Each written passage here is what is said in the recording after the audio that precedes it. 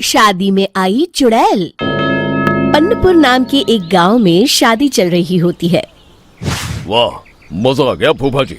शादी में क्या खाना बना है, बाराती तो उंगलियां चाटते रह जाएंगे। हाँ, तुमने सही कहा, पनीर की सब्जी का तो कोई जवाब ही नहीं। दूसरी तरफ पंडित जी फेरों की तैयारी कर रहे होते हैं कि तभी वहाँ एक चुड़ैल आ जाती है। अरे मर गया रे, ये चुड़ैल यहाँ क्या कर रही है? अरे दिवाकर जी, ये आपकी कौन सी रिश्तेदार है? अरे मुझे क्या पता, क्या भाग्यवान, कहीं ये तुम्हारे मायके से तो नहीं आई है।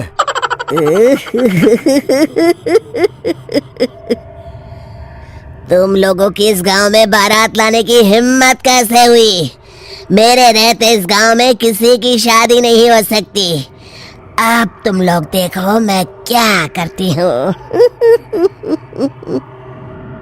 अरे मर गया रे, मैंने सुना है ये जबान की पक्की है। भागो रे भागो, वरना ये चुड़ैल किसी को नहीं छोड़ेगी। हाँ, तुम सही कहते हो मोहन भाई, यहाँ से भाग लेने में ही हम सबकी भलाई है। देखते ही देखते शादी के मंडप में भगदड़ मच जाती है और चुड़ैल सब कुछ उजाड़ कर रख देती है। फिर एक दिन मोहन की शादी तय हो जाती है। अरे भाई, अगले हफ्ते मेरी शादी तय हो गई है, लेकिन इस चुड़ैल की दहशत के मारे तो मेरे हाथ पैर कांप रहे हैं। अरे मोहन, तुम्हारा दिमाग तो खराब नहीं हो गया? तुम अपने साथ साथ हम सब गांव वालों को भी बलि का बकरा बनाना चाहते हो? उस चुड़ैल के रहते तुमने अपनी शादी के बारे में सोच भी कैसे लिया? देखो गोपाल, डर तो मुझे भी लग रहा है, लेकिन उस चुड़ैल के डर से मैं जिंदगी भर कुंवारा तो नहीं रह सकता। तभी वहाँ मोहन के होने वाले ससुर आ जाते हैं। अरे ससुर जी आप?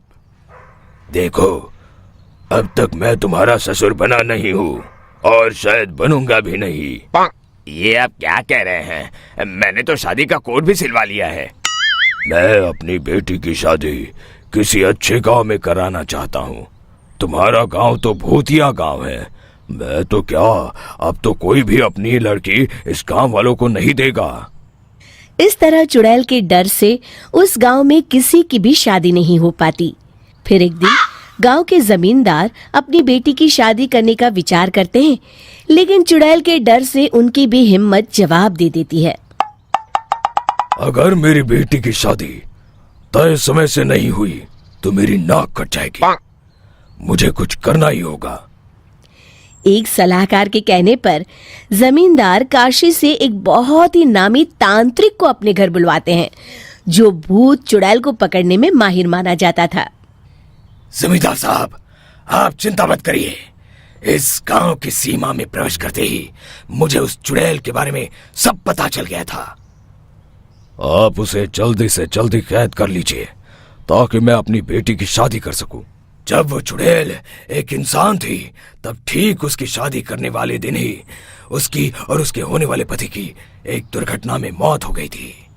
उसका होने वाला पति आज भी भूत बनकर जंगल में भटकता है।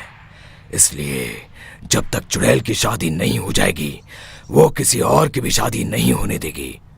ये आप क्या कह रहे हैं? अगर वो भूत भी हमारे गांव में आ गया तब हमारा क्या होगा? ये आदमी बीच में बहुत बोलता है, इसे बाहर निकालो। उसके बाद तांत्रिक बताते हैं कि अगर उस भूत के साथ चुड़ैल की शादी करा दी जाए तो वो चुड़ैल हमेशा हमेशा के लिए उस गांव को छोड़कर चली जाएगी। जमींदार साहब, आप अपनी बेटी की शादी की तैयारी शुरू कर दीजिए।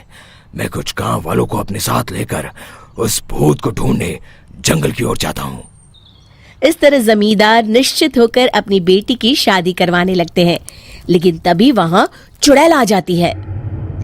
मैंने तुम गांव वालों को समझाया था ना कि इस गांव में कभी कोई शादी नहीं करेगा। लगता है तुम लोग मुझे हल्के में ले रहे हो। चुड़ैल जमींदार की बेटी को उठा लेती है।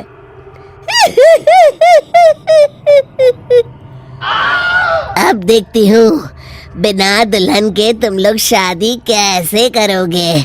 मैं इसे अपने साथ ले जा रही हूँ। छोड़ मुझे पिताजी। मुझे बचाइए। अरे कोई मेरी बेटी को बचाओ। तभी तांत्रिक उस भूत को लेकर वहां पहुंचता है। अरे भाग्यवान, रुको, इन मासूमों को परेशान मत करो, मैं आ गया हूँ, अब तुम मेरे साथ चलो। चुड़ैल बहुत खुश हो जाती है। आप आ गए, चलिए अब हम मंदिर में चलकर शादी कर लेते हैं। अरे अरे अरे अरे, ये क्या कह रही हो? मंदिर में जाके दोबारा मरना है क्या? चलो, आज से हम जंगल में रहेंगे। चुड़ैल चली गई, अब मेरी शादी हो जाएगी। इस तरह सभी गांव वाले खुशी से झूमने लगते हैं।